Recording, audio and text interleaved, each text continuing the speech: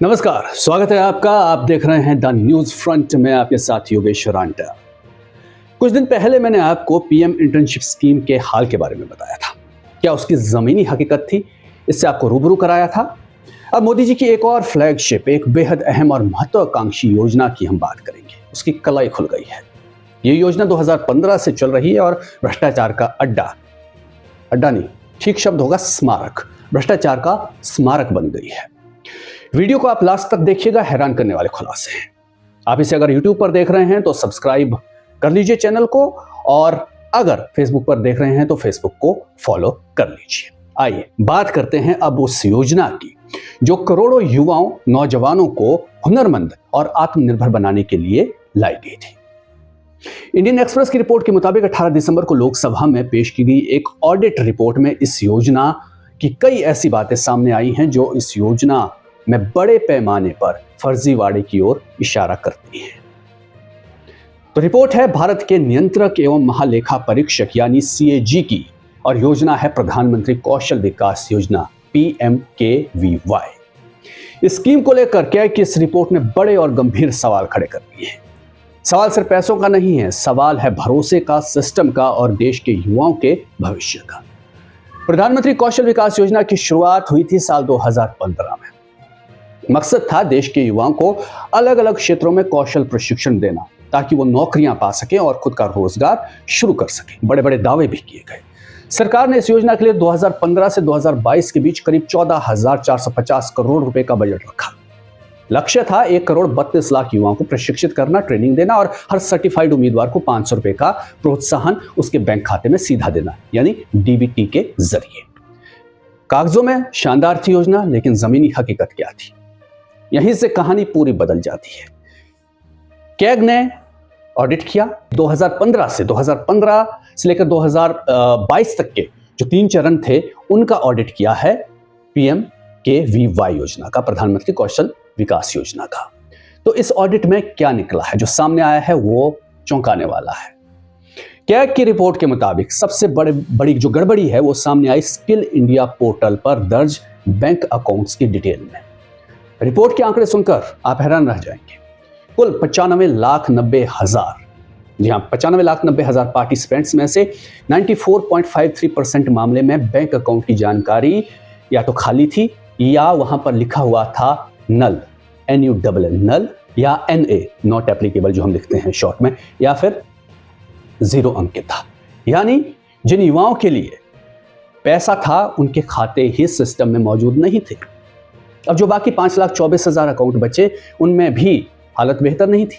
कई account number ऐसे थे, कैसे थे, जिनके आगे लिखा था अकाउंट नंबर में 11 बार 1111111 ऐसा, या फिर क्या लिखा हुआ था 1 2 3 4 5 6 7 8 9, या फिर ABCD, या था स्पेशल कैरेक्टर, विशेष चिन्ह लगे हुए थे, जैसे हैशटैग लगता है, डॉलर का साइन लगता है, स्टार का साइन लगता, बैंक खातों में नंबर में ये लिखा हुआ था। इतना ही नहीं, 12,122 यूनिक बैंक अकाउंट नंबर का इस्तेमाल किया गया 52,381 अलग अलग अभ्यर्थियों के लिए। जी, यानी एक बैंक अकाउंट कई बेनिफिशियरी। योजना के नियमों के अनुसार हर प्रमाणित उम्मीदवार को 500 रुपए मिलने थे, लेकिन अक्टूबर 2024 तक के आंकड़े बताते हैं कि 95.91 लाख प्रमाणित उम्मीदवारों में से सिर्फ 61,14,000 के ही खाते में पैसा गया, भुगतान हुआ। मतलब 34 लाख से ज्यादा युवा आज भी अपने हक के पैसे का इंतजार कर रहे हैं।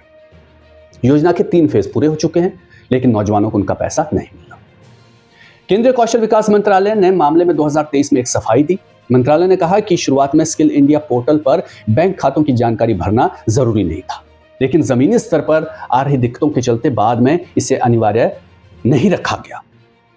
पहले अनिवार्य था, फिर नहीं रखा गया।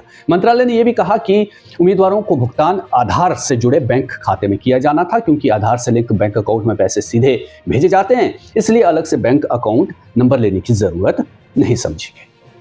अब सीएजी की रिपोर्ट में बताया गया है कि उसने मंत्रालय की सफाई की सच्चाई जानने के लिए 2023 में डीबीटी के जरिए किए गए भुगतानों की गहराई से जांच पड़ताल की। तो ऑडिट में सामने आया कि PMKVY 2.0 और 3.0 के तहत सर्टिफाइड उम्मीदवारों में से सिर्फ 24.53 लाख यानी 24,53,000 करीब 25.6% के लिए ही डीबीटी भुगतान की प्रक्रिया शुरू की गई। इनमें से भी जो भुगतान हुआ वो सिर्फ 17.69 लाख उम्मीदवार यानी महज 18.4% के खातों में ही ये सफल हो पाया। अब आगे माजरा और गंभीर हो जाता है। कैग की टीम जब ट्रेनिंग सेंटर का फिजिकल वेरिफिकेशन करने पहुंची तो जमीनी हकीकत कुछ और निकली। बिहार, उत्तर प्रदेश और महाराष्ट्र और राजस्थान जैसे राज्यों में ऐसे ट्रेनिंग सेंटर कैग को मिले जो हकीकत में बंद थे, लेकिन पोर्टल पर दिखाया जा रहा था कि वहां उसी दिन ट्रेनिंग बैच चल रहे हैं। बिहार का एक उदाहरण दिया गया है बांका जिले का, जहां पर जिस दिन कैग की टीम पहुंची उस दिन 2 बैच चलते हुए दिखाई दिए, लेकिन सेंटर पर ताला लटका हुआ था। अब सबसे चौंकाने वाला खुलासा एक और है। अभी बिहार में आपने देखा होगा एसआईआर जब चल रहा था, एक फोटो का इस्तेमाल कई जगह, बस ऐसा ही खेल यहां पर भी हुआ। कई राज्यों में अलग अलग लाभार्थियों की प्रोफाइल में एक ही फोटो का इस्तेमाल किया गया, यानी कागजों पर फर्जी लोग, भूतिया, घोस्ट बेनिफिशियरी, ताकि फंड निकाला जा सके। अब जब यह सब निकलने लगा तो कैग ने एक स्टेप और आगे जाकर ऑनलाइन सर्वे किया कैग ने, लेकिन नतीजे और भी डरावने निकले।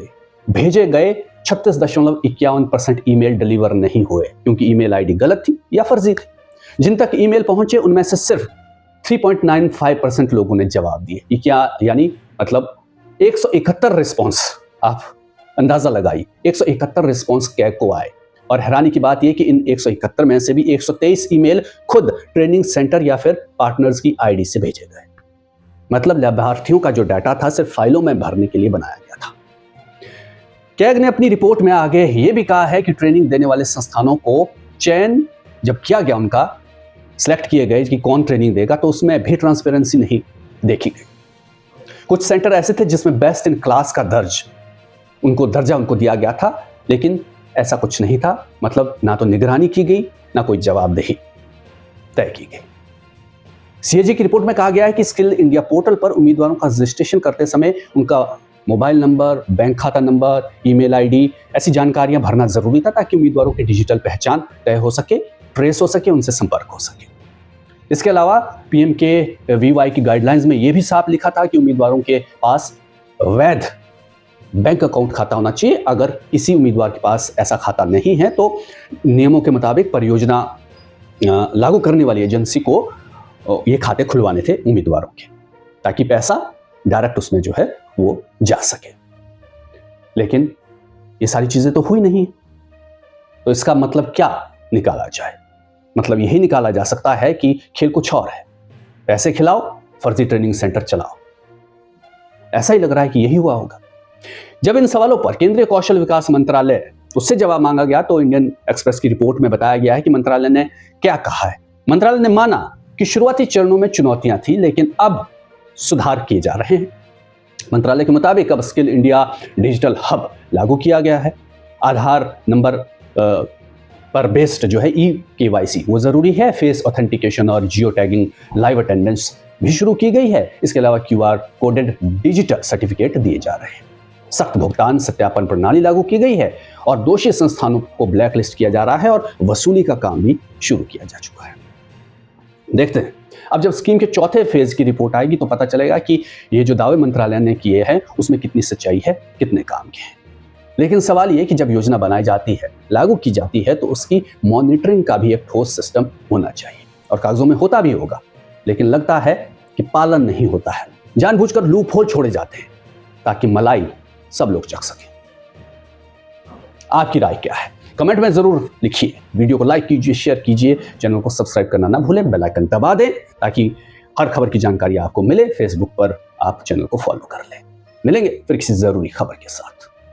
नमस्कार।